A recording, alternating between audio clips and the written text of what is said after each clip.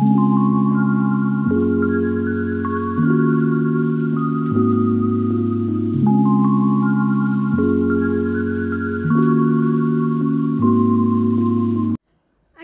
আলাইকুম, কেমন আছেন সবাই? আশা করি আল্লাহর অশেষ রহমতে সবাই ভালো আছেন। আলহামদুলিল্লাহ, আমিও ভালো আছি।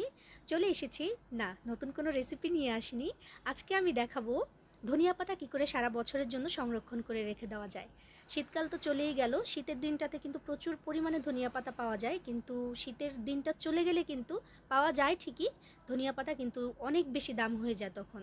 এখন কিন্তু বেশ সস্তায়, আমি আজকে 1 কেজি এনেছি মাত্র 50 টাকায়। তো এই হচ্ছে সময় যখন বেশি করে কিনে এনে সংরক্ষণ করে রেখে দেওয়া যাবে।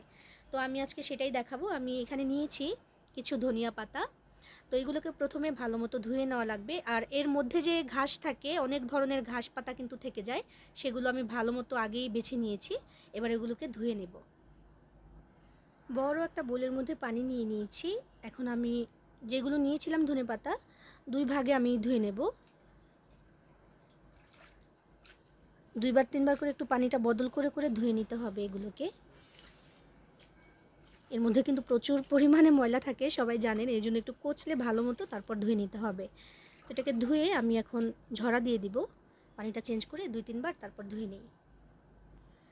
ধুয়ে নেওয়া শেষে এরকম একটা ছিদ্রযুক্ত ছাঁকনি বা ঝাঁঝরি যাই বলি না কেন, এরকম একটা কিছুর মধ্যে করে পানিটা ঝরতে দিব আমি। পানিটা ঝরতে দিয়ে 10 থেকে 15 মিনিট অপেক্ষা করব, যাতে পানিটা ভালো মতো একটু ঝরে যায়।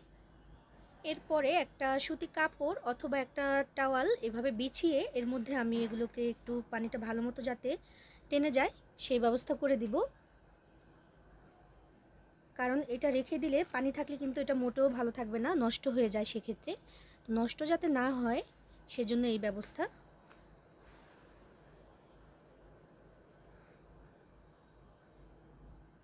দিয়ে দিয়েছি ভালো মতো মেলে। কেউ আবার এই পানি শুকানোর জন্য রোদে দিতে যাবেন না যেন, তাতে করে কিন্তু পাতাগুলো একেবারে নেতিয়ে যাবে। তো এভাবেই থাকবে এটা। এবং যদি একটু ফ্যানের বাতাসে দিয়ে শুকানো যায় সেক্ষেত্রে কিন্তু ভালো, পানিটা তাড়াতাড়ি শুকিয়ে যাবে। তো আমি ফ্যানের বাতাসে দিয়ে এটার পানিটা এখন শুকিয়ে নেব। পানিটা একদম যখন শুকিয়ে গেছে তখন আমি নিয়ে এসেছি, এখন এভাবে একটু এক জায়গায় গুছিয়ে নিয়েছি যাতে গুঁড়াটা আমি একবারে কেটে ফেলে দিতে পারি। বিসমিল্লাহ।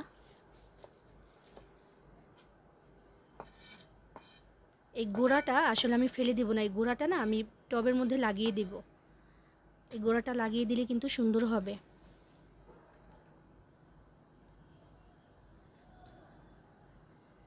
এবার ছোট ছোট পিস করে পছন্দ মতো কেটে নিতে হবে। চাইলে এই ডাঁটিগুলোও ফেলে দেওয়া যায়, ফেলেই দিই, এটা কি বলেন? ফেলেই দিই, বেশি ডাঁটি রেখে লাভটা কি? শুধু পাতাগুলো মানে শাকগুলো রাখতে পারলেই বেশি ভালো। এবার আমি ছোট ছোট পিস করে কেটে নেব।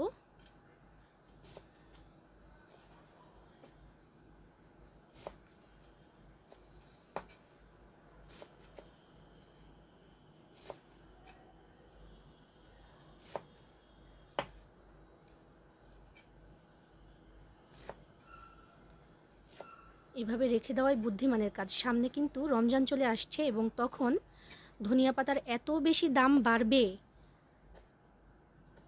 যে কিনতে ইচ্ছেও করবে না, যে এত দাম দিয়ে কিনবো না ধনিয়া পাতা। এভাবে রেখে দিলে তখন কাজে লাগবে ইনশাল্লাহ।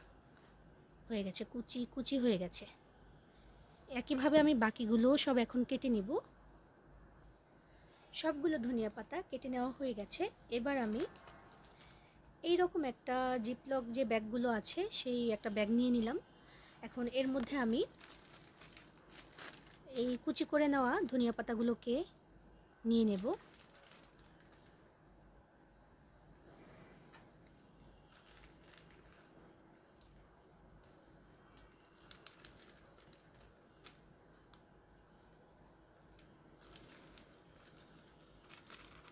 ব্যাগটা এমন সাইজের হবে যাতে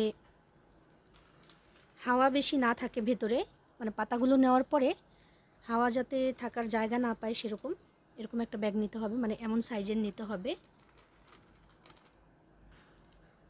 ভরে নিয়েছি ব্যাগটার মধ্যে। এবার মুখটা আটকে দেব এবং হাওয়াটা অবশ্যই চেপে চেপে বের করে তারপর আটকাতে হবে মুখটা। খেয়াল রাখবেন যাতে কোনো ধরনের হাওয়া না থেকে যায় ভিতরে, এতে করে কিন্তু বেশি দিন ভালো থাকে না। আর অনেকেরই ধারণা আছে যে ডিপ ফ্রিজে ধনিয়া পাতা রেখে দেওয়ার পরে কালো হয়ে যায়, সেটা নষ্ট হয়ে যায়। আসলে কালো হয়ে যায় ঠিকই, কিন্তু নষ্ট হয়ে যায় না ওইটা, শুধু কালারটাই ওরকম হয়ে যায় এবং বের করে যখন আপনি তরকারিতে দিবেন এটা কিন্তু পুনরায় একদম ফ্রেশ পাতার মতোই হয়ে যায়। যারা যারা ফ্রিজে রেখে ব্যবহার করেন তারা অবশ্যই জানেন এটা আসলে নষ্ট হয়ে যায় না, শুধু কালারটাই চেঞ্জ হয়ে যায়। তো এই তো ভেতরে কোনো হাওয়া কিন্তু বাকি নেই, দেখেন রেডি। এখন এটাকে ফ্রিজে রেখে ডিপ ফ্রিজে রেখে এটাকে আপনি বছর জুড়ে ব্যবহার করতে পারেন, ভালোই থাকবে ইনশাল্লাহ। তো এভাবে রেখে আপনিও ব্যবহার করতে পারেন। সবাই ভালো থাকবেন, সবার জন্য সবাই দোয়া করবেন। আল্লাহ হাফেজ।